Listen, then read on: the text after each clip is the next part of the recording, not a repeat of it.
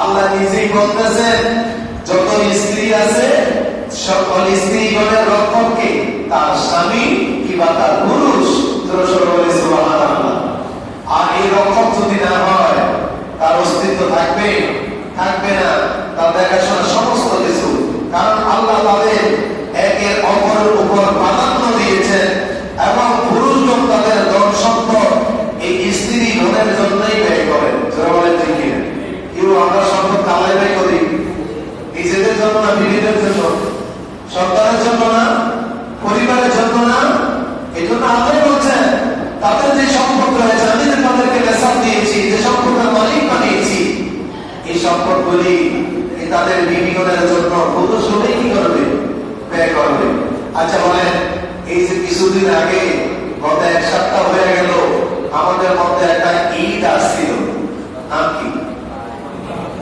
কোরবানি কিংবা ঈদুল আজহা, জোরে বলেন ঠিক না?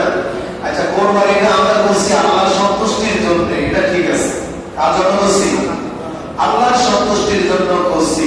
আচ্ছা, আমরা কি আমাদের বিবিদেরকে ঈদের সময় কিছু কেনাকাটা করে দিছি না? দিয়েছি কি?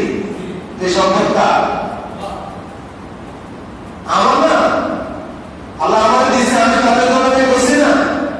কিন্তু কথা বলে আমার কেউ কিছু কিনে দিচ্ছে না। আপনার বিবিকে, আপনার স্ত্রীকে, এই যে কমপক্ষে দুইটা ঈদ আমাদের মাঝে আসে, আমরা কি তাদের কিনে দিই না?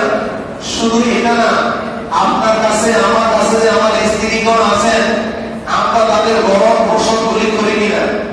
কিন্তু কথা বলা বলি কিনা? এই সম্পদটা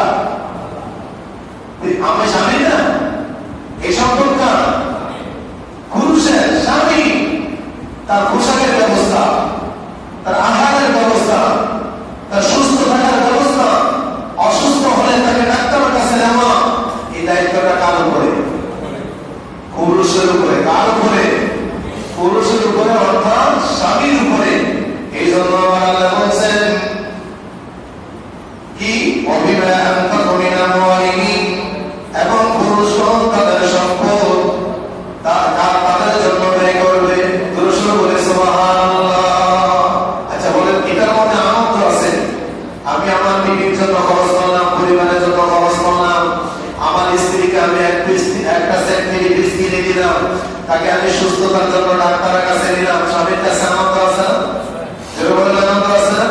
তাদেরকে আজকে ঘরের মধ্যে ভালো খাবারের ব্যবস্থা করে দিলাম, আমার স্ত্রী যেন সুন্দর খাবার খেয়ে অথবা আমার সামর্থ্য অনুযায়ী, তার সাধ্য অনুযায়ী তার জন্য আহারের ব্যবস্থা করলাম। এটার মধ্যে কি আছে?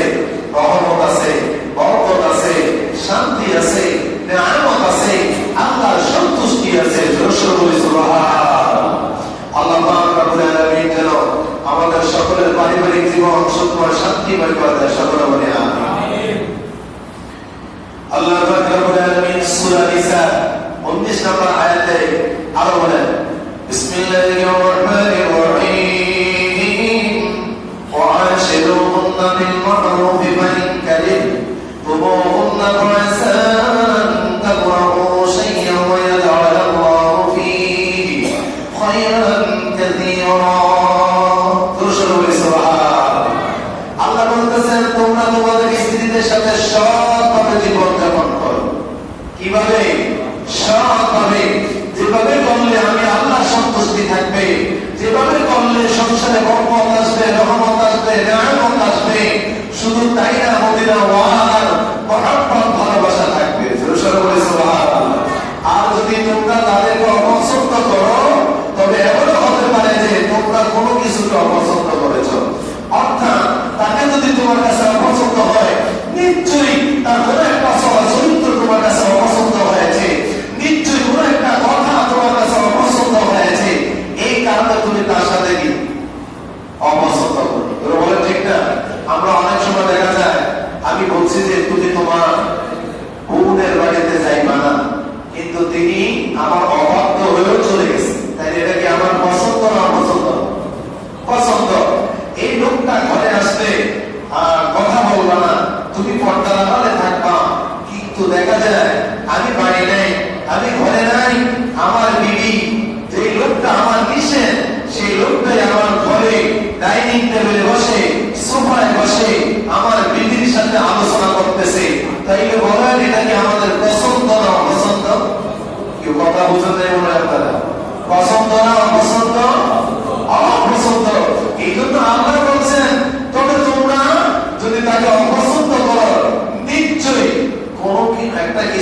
করেছো?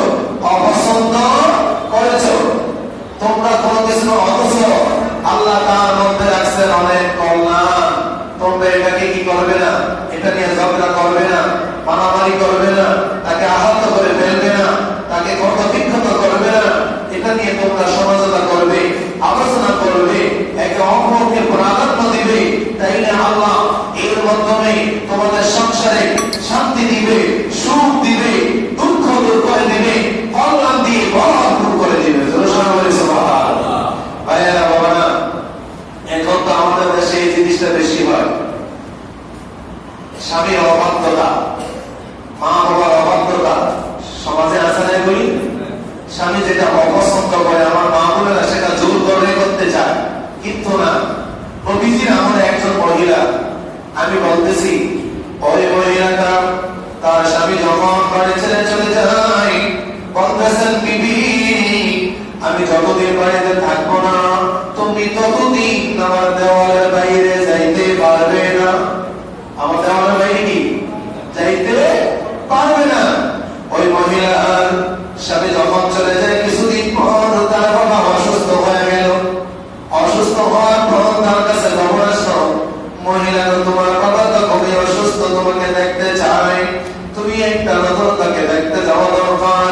মহিলা আল্লাহ রাসূলের দরবারে চলে গেলেন, যে বলতেছেন, ইয়া রাসূলুল্লাহ, ইয়া হাবিবাল্লাহ, নবী গো, ও দয়ার নবী, মায়ার নবী, আমার স্বামী বাড়িতে নাই, আমার বাবা অসুস্থ, এখন কি আমি দেখতে যাইতে পারবো কিনা? আমার নবী ডাকতে বললেন, ও মহিলা, তোমার স্বামী যাওয়ার সময় কি বলছিল? বলছিল, স্বামী বিবি গো, আমি যতদিন বাড়িতে না থাকবো ততদিন তুমি আমার এই দেওয়ালের বাইরে যাইবা না। এখন আমার নবী এই কথা শোনার পর বলতেছেন, ও মহিলা, যেই জায়গায় স্বামীর অনুমতি নাই সেই জায়গায় আল্লাহ রাসূল কেমন করে অনুমতি দেয়? মহিলা চলে গেলেন। নবীজি বললেন, মহিলা তুমি তোমার বাসায় গিয়ে অবস্থান করো, তোমার স্বামী নিশে সেই জায়গায় আমি তোমাকে আদেশ দিতে পারি না। মহিলা চলে গেলেন। কিছুদিন পর আবার তার খবর আসলো, তোমার বাবা মৃত্যুবরণ করেছে, তুমি তাকে শেষ বিদায়ের দান দেওয়ার জন্য চলে আসো। মহিলা চলে গেলেন আল্লাহ রাসূলের দরবারে, যে বলতেছেন, ইয়া রাসূলুল্লাহ, আমি বললাম, ও দয়ার নবী, মায়ার নবী, উম্মতের কান্দারে মিজানের দরদি নবী, আমার বাবা তো এখন মৃত্যুবরণ করেছে, এখন কি আমি যেতে পারি? তখন আমার রাসূল ডাকতে বললেন, মহিলা, তোমার স্বামী যাওয়ার সময় কি যেন বলছেন? বলছেন, বিবি, তুমি আমি যতদিন বাড়িতে না আসবো, যতদিন না থাকবো, ততদিন তুমি আমার দেওয়ালের বাইরে যাইতে পারবে না। আমার নবী বলে দিলেন, মহিলা গো, যেই জায়গার স্বামীর অনুমতি নাই সেই জায়গায় আমি কেমন করে অনুমতি দিতে পারি? মহিলা বাসাতে চলে গেলেন, গিয়ে বাবার জন্য দোয়া করলেন। দোয়া করার পর যখন রাত্রে তিনি ঘুমাইলেন, স্বপ্ন যুগে দেখতেছে ওই মহিলার বাবা জান্নাতি কুরসির মধ্যে বসে বসে মুস্কি মুস্কি আসতেছে। মহিলা ডাকতে বলতেছে, ও বাবা, আল্লাহ রব্বুল আলামিন তোমাকে এত সুন্দর নিয়ামত কেমন করে দান করলেন? ডাকতে বললেন, ভগবান, একমাত্র তুমি আমার মেয়ে, তোমার স্বামীর আদেশ পালন করার কারণে আল্লাহ রব্বুল আলামিন আজকে আমাকে এই জান্নাতের নিয়ামত দান করেছে।